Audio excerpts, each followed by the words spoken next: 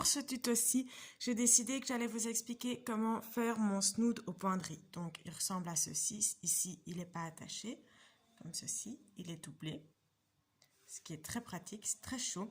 Et l'avantage de ce snood, c'est qu'il est parfait pour être utilisé de 0 à 99 ans. Oui, oui. Donc, ça veut dire que si vous êtes maman, par exemple, ou si vous voulez le faire pour un enfant, pas de stress avec ça. Vous faites exactement la même mesure que ce que j'ai fait ici, tout pareil. Et l'enfant, peu importe son âge, pourra porter le snood. L'année qui suivra, il aura grandi, il reportera exactement le même snood, de la même manière. Et ainsi, jusqu'à ce qu'il ne veuille plus l'utiliser. Donc, c'est vraiment un très chouette modèle qui peut être totalement modifiable. Enfin, pas modifiable en fait, mais que vous pourrez agrandir. Simplement, par le fait que je suis venue ici, derrière, mettre des boutons, et que j'ai les boutons ici, devant, et qu'il n'est pas accroché. Donc, en fait, simplement, vous allez venir l'attacher ici, venir accrocher vos boutons dans votre laine ici. Vous voyez que je n'ai fait aucune boutonnière, tout simplement parce que les boutonnières peuvent se faire à l'intérieur des mailles tricotées. Donc, vous allez simplement écarter vos mailles avec votre doigt. Vous passez votre doigt entre les mailles. Hop, ça les écarte et puis vous venez passer votre bouton dedans. Et vous faites la même chose avec les deux boutons, donc avec ce côté-ci aussi. Et vous avez un snood fermé. Ce que moi j'ai fait pour l'enfiler à ma fille, simplement, je le lui ai enfilé, je l'ai enroulé autour de son cou. J'ai regardé où est-ce que je devais mettre le bouton. Je suis venue marquer ça avec mon doigt. Je l'ai enlevé en gardant bien mon doigt à l'endroit où je devais le mettre. Et puis je suis venue boutonner et je l'ai passé au-dessus de sa tête. Donc voilà. Il est totalement modifiable. Ici, pour ce modèle-ci, je l'ai fait avec la laine Maya de Shobi, qui est une très chouette laine, pardon, 100% laine, vraiment. J'ai utilisé 2 pelotes. Je pense avoir utilisé à peu près 140 grammes de... 140 grammes, pas 140 grammes, 140 mètres, donc de laine. Pour vous expliquer comment faire, ici comme la laine est mélangée, je ne vais pas pouvoir l'expliquer avec cette laine-ci parce qu'évidemment vous ne verrez pas bien ce que je fais. Mais je vais prendre une laine plus simple, plus basique et plus claire. Donc la Baby Soft de chez Hobby, qui est très chouette. Là aussi, vous n'aurez besoin que de 2 pelotes parce qu'avec vos 2 pelotes, vous faites à peu près vos 140 mètres de fil. C'est une laine qui se fait avec des aiguilles 4. Je vais vous expliquer comment faire pour pouvoir faire le modèle avec toutes les laines que vous voulez. Donc, vous allez pouvoir le faire en super gros, plus épais, comme avec la laine Maya, qui est un petit peu plus épaisse que celle-ci, ou alors en plus fin, comme pour la Baby Soft. Vous allez peut-être pouvoir la faire aussi avec des aiguilles 8, si vous le souhaitez, ou alors avec des aiguilles 4, comme moi je vais le faire. Alors, pour réaliser le modèle, il ne vous faut pas beaucoup de matériel. Donc d'abord, il faut, si vous utilisez les mêmes laines que moi, 2 pelotes de Baby Soft ou 2 pelotes de Maya, selon ce que vous voulez utiliser. Si vous n'utilisez pas les mêmes laines que moi, vous allez voir ici derrière, là où on vous explique l'échantillon que vous avez besoin, la taille des aiguilles, tout ça. Et vous allez regarder le métrage de votre pelote. Vous devez avoir à peu près 140 mètres de laine. Donc, ici, je suis à 122. Avec mes 2 pelotes, je suis OK. Ça rentre dedans. Ça, les aiguilles qui correspondent à votre laine. Ici, j'ai pris des aiguilles 4. C'est une pelote qui se tricote en 4. 4 boutons fantaisie, dans le cas où vous voulez mettre des boutons fantaisie, ou en tout cas les 4 boutons que l'on verra si vous n'utilisez pas les mêmes boutons pour tout. Et alors, 2 petits boutons normaux pour mettre ici à l'intérieur. Ici, vous voyez que j'ai utilisé un fil rouge parce que je voulais que ça ne se voie pas de ce côté-ci. Et un fil bleu là, parce que je voulais de nouveau que ça ne se voie pas de ce côté-ci. Donc, vos 2 boutons, le fil à coudre, donc pour moi, j'ai pris rouge et bleu pour que ça ne se voie pas de l'autre côté. Dans le cas où vous voulez que ça ne se voie pas sur ce bouton aussi, ben prenez le fil de la même couleur que vos boutons, évidemment. Et alors, votre aiguille à coudre, bien évidemment. Rien de plus que ça. Alors, pour commencer votre ouvrage, vous allez faire votre échantillon. C'est très important de faire l'échantillon. Vous allez le faire ici en fonction de ce qui est marqué sur votre pelote. Donc ici, moi, il était marqué 22 points pour 28 rangs. J'ai fait 32 points. Et puis, j'ai tricoté jusqu'à avoir un peu plus de 10 cm et j'ai calculé mon échantillon. Je suis arrivée arriver à 25 mailles pour 10 cm. Le nombre de rangs, je n'ai pas compté combien ça me faisait parce que je fonctionne à la mesure et non pas au nombre de rangs. Je ne vais pas calculer combien de rangs je dois faire pour arriver à la totalité de mon snood. Je vais vous donner toutes les mesures en centimètres. Comme ça, ce sera plus facile. Donc, ici, j'ai 25 mailles et je dois avoir un snood qui fait 60 cm de long. Donc, vous prenez le début de votre pelote et vous allez monter vos mailles. Comme j'ai 25 mailles, si je veux avoir 60 cm, ma petite règle de 3 pour savoir combien de mailles je dois avoir pour 60 cm. Et j'arrive à 150. Donc, je vais monter 150 mailles et je vais vous retrouver une fois que j'ai monté mes 150 mailles. À tout de suite. Une fois vos mailles montées, vous allez commencer le point. Alors, on va commencer par la petite bordure ici. Donc, j'ai fait une bordure enroulée. C'est, vous allez voir, hyper simple. Le snood n'est pas très compliqué à faire. Vraiment, c'est assez facile. Alors, on va commencer par faire du point de riz sur 7 rangs. Donc, du point de riz double, pardon, sur 7 rangs. Donc, on tricote la première maille à l'endroit. Moi, c'est une maille lisière. Je vous conseille de faire votre maille lisière. Donc, vous la glissez simplement à l'endroit sur votre aiguille. Puis, vous venez tricoter la deuxième à l'endroit. Les deux suivantes à l'envers. Les deux suivantes à l'endroit, les deux suivantes à l'envers et ainsi de suite jusqu'à la fin de votre rang. Si vous ne savez plus comment faire votre point de riz, n'hésitez pas à aller voir dans mes vidéos, je l'explique. Pareil, si vous ne savez pas comment faire votre échantillon, j'ai une vidéo pour l'expliquer. Et si vous ne savez pas comment monter vos mailles, la même chose, j'ai aussi une vidéo pour pouvoir l'expliquer. N'hésitez pas à aller faire un petit tour sur ma chaîne et à fouiller un petit peu. Tout comme je précise aussi si vous le voulez, n'hésitez pas à vous abonner non plus. Alors, vous allez donc faire 2 mailles endroit, 2 mailles envers jusqu'à la fin du rang. Arrivé à la fin du rang, vous tournez votre ouvrage et vous allez tricoter les mailles comme elles viennent. Si elles sont à l'endroit, vous les tricotez à l'endroit. Si elles sont à l'envers, vous les tricotez à l'envers. Une fois ce rang-là terminé, le point de riz double se fait sur 4 rangs. Vous allez tourner votre ouvrage et vous allez tricoter vos mailles à l'inverse de la façon dont elles se présentent. Donc ici, j'ai commencé avec 2 mailles en droit ce rang-ci. Donc je sais déjà que mon rang 3, mon rang 3, vous allez devoir le tricoter en commençant par 2 mailles envers. Et puis 2 mailles en droit, 2 mailles envers. Faites bien attention à faire votre maille lisière correctement, de manière à ce qu'elle suive bien le sens dans lequel elle doit être, que vous n'allez pas la tordre.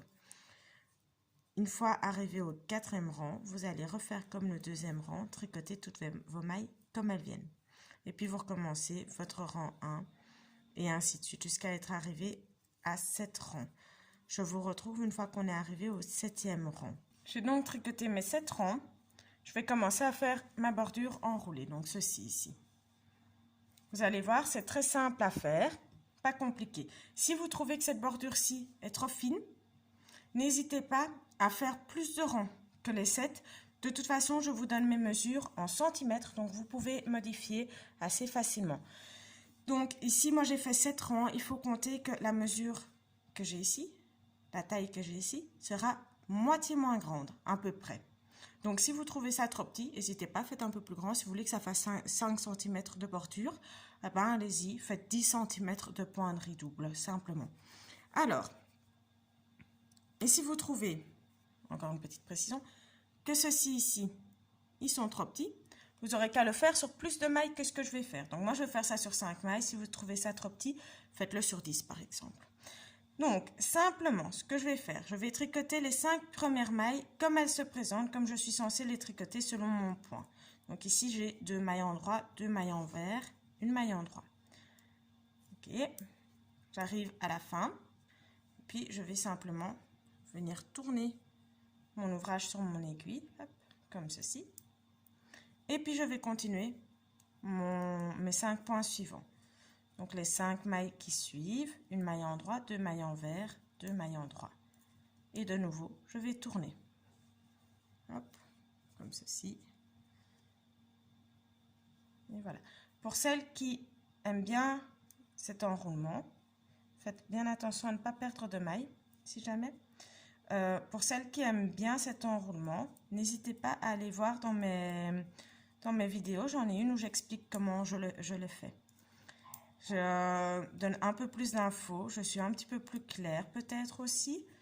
Et donc, ça vous permettra peut-être de l'intégrer dans un de vos propres modèles, par exemple, ou peut-être de ne pas revenir en arrière sur cette vidéo parce que vous avez arrêté la vidéo pour avancer dans l'ouvrage et puis vous ne trouvez plus, vous ne savez plus ce que vous devez faire. Donc, si vous vous souvenez que c'est l'enroulement, mais vous ne savez plus comment le faire, n'hésitez pas à aller voir dans mes vidéos pour retrouver. Donc, je continue le point comme il se présente et je fais ça jusqu'au bout. Donc, je fais 5 mailles comme le point se présente.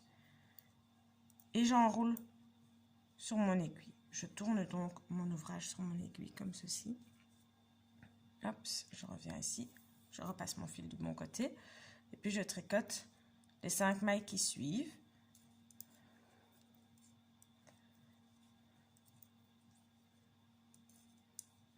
Voilà. Et je tourne mon ouvrage sur l'aiguille. Hop là. Je reprends mon fil.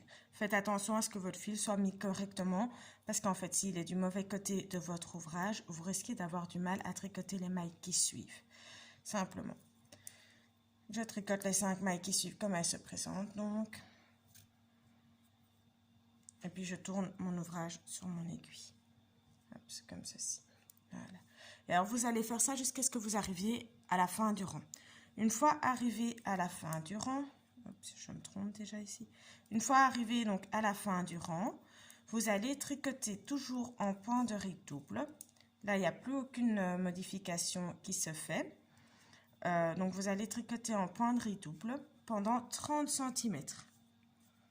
Une fois arrivé à la fin des 30 cm suivants, je vous retrouverai et je vous expliquerai la suite.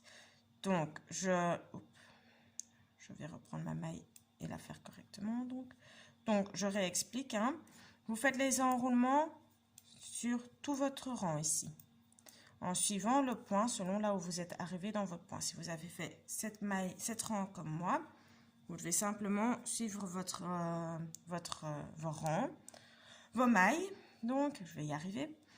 Vous devez donc simplement suivre vos mailles comme elles se présentent. Si vous avez décidé de faire ça plus grand ou plus petit que moi, vous allez peut-être vous retrouver sur un nombre impair de mailles et donc de rangs.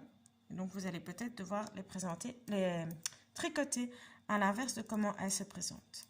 Une fois que vous avez fini votre rang, le point se termine simplement donc avec, si vous le faites comme moi de nouveau, 5 mailles que vous avez tricotées comme le point s'est présenté. Et voilà, point. Vous ne faites pas d'enroulement du coup à la fin parce que vous ne saurez pas le faire tout simplement.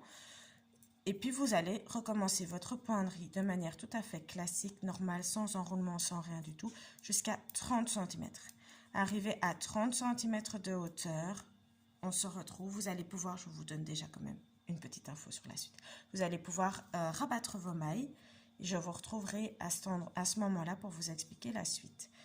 Donc une fois les 30 cm tricotés, vous allez rabattre vos mailles. Si vous ne savez plus comment rabattre les mailles, n'hésitez pas à aller voir dans ma chaîne YouTube. J'ai la vidéo qui explique comment les rabattre. Pour éviter d'avoir une vidéo beaucoup trop longue, je n'ai pas expliqué ça dans le tuto ici.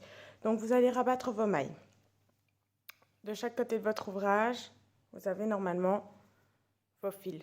Vous allez les rentrer ou bien ici le long de votre bordure, ou bien dans la bordure ici enroulée et alors dans votre rabattage de mailles. Vous les cachez au mieux et puis vous allez devoir coudre vos boutons comme je l'ai fait ici. Pour coudre vos boutons, vous allez plier donc votre ouvrage en deux. Je vais vous montrer ça sur cet ouvrage-ci. Donc vous pliez votre ouvrage en deux. Je vais faire de la place pour y arriver. Donc on plie l'ouvrage en deux comme ça on sait où est la moitié de l'ouvrage. Et puis, on va venir coudre les boutons ici. En fonction, si c'est pour un homme ou si c'est pour une femme, normalement, on met la boutonnière d'un côté ou de l'autre. Mais ici, étant donné que j'ai des boutons des deux côtés, je pense que vous pouvez très bien faire comme vous le souhaitez. Vous pouvez aussi avoir une petite astuce pour ne pas avoir à choisir. C'est-à-dire que moi, ici, j'ai cousu mes boutons décoratifs ici et ici. Et juste à un des deux côtés de l'autre côté, j'ai cousu ces boutons-ci. Ce que vous pouvez faire simplement, c'est de coudre ces petits boutons-là des deux côtés. En avoir 4 au lieu de 2. Quand vous en avez un au début, un à la fin, pas de souci par rapport au vous faites de boutonner plutôt à gauche ou plutôt à droite. Donc, vous pliez en deux, vous découvrez là où se trouve la moitié de votre ouvrage. Et puis, vous allez prendre vos boutons que vous avez sélectionnés. Dans le cas où vous mettez les boutons des deux côtés de l'ouvrage, faites en sorte d'en avoir alors 4 de chaque. Dans le cas où vous mettez que d'un côté de l'ouvrage, vous devez avoir 4 boutons décoratifs, donc qui vont se voir, qui seront devant l'ouvrage, comme ceci dans mon cas ici. Et 2 boutons qui seront cachés derrière, qui peuvent être aussi laid que vous voulez, ça ne se verra pas. Vous allez venir les mettre sur votre ouvrage. Et alors, vous allez venir les tricoter tous les deux l'un en face de l'autre. Les coudre, pardon. Je vous conseille, moi, de les coudre ensemble d'une seule traite.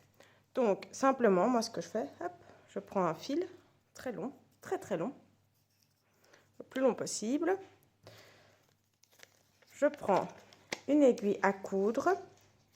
Je ne prends pas les aiguilles spéciales pour la laine, je prends une aiguille à coudre classique. Je viens passer mon fil dedans, ça, vous savez comment ça fonctionne. Je fais un peu l'impasse sur la façon dont je m'y prends pour coudre. Allez, je fais ça un peu vite, pour la simple et bonne raison que ce n'est pas un tuto couture. Voilà. Je trouve la moitié sur mon fil. Je viens le plier à cet endroit-là. Et puis, je viens repasser mon fil dans mon aiguille. Comme ça, j'ai directement un fil double qui fait que ce sera beaucoup plus rapide pour coudre. Et puis, je vais maintenir mes 2 boutons ensemble à l'endroit où je vais les coudre. Et je vais venir piquer à travers les deux, ensemble. Sans trop serrer au niveau de mon fil, parce qu'il faut savoir que le bouton d'ici derrière doit pouvoir passer à travers les 2 couches de tricot. Donc, si vous serrez de trop, vous allez avoir du mal. Une fois que le modèle est refermé et que vous n'avez plus besoin de passer vos fils à travers vos boutons à travers votre tricot, ceux-ci auront l'air d'être serrés sur votre ouvrage. Donc pas d'inquiétude avec ça, vous n'êtes pas obligé de trop serrer. Je m'y prends n'importe comment. Donc vous n'êtes pas obligé de trop serrer la couture de vos boutons pour pouvoir éviter justement que ce soit trop difficile d'enfiler vos boutons après.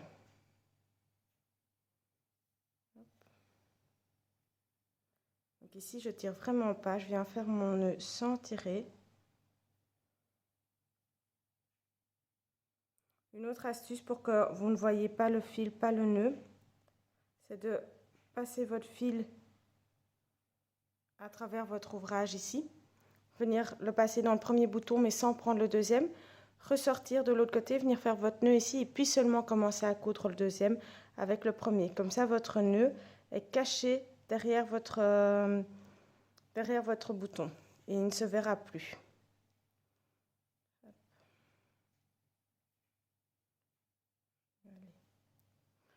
Comme ceci, donc vous cousez l'entièreté du bouton comme il faut sans trop serrer. Vous voyez, mes boutons, ils sont toujours très lâches, hein. Vous faites donc ça ici derrière, évidemment, les 2 autres. Et vous refaites de même de ce côté-ci. Et puis, vous n'aurez plus rien à faire. C'est tout ce qu'il vous reste à faire. Votre modèle sera fini. En fonction, si c'est pour un petit enfant, par exemple, je vais vous prendre l'autre modèle pour vous montrer. Si c'est pour un tout petit enfant, eh bien, simplement, vous allez venir l'attacher plus par ici. Ce que moi, j'ai fait pour l'enfiler à ma fille, c'est que je suis venue le mettre autour de son cou non attaché. Je l'ai tourné simplement à la mesure qu'il fallait. Et puis, j'ai pris un petit repère en tenant avec mes doigts ici. Je l'ai réouvert. Mon repère est ici. Je suis venue mettre les boutons sans qu'ils soient sur elle. Je suis venue lui mettre les boutons et puis je l'ai repassé par sa tête. Simplement. Si c'est pour un adulte, vous faites la même chose, hein, la même technique. Sauf que évidemment, ça vous donnera un petit peu plus fermé comme ceci, plus grand. Donc, c'est vraiment toute taille unique, mais totalement unique. Voilà, j'espère que mon petit tuto vous a plu, que je verrai plein de petites réalisations comme ceci bientôt et que je vous verrai pour ma prochaine vidéo. Ciao, ciao!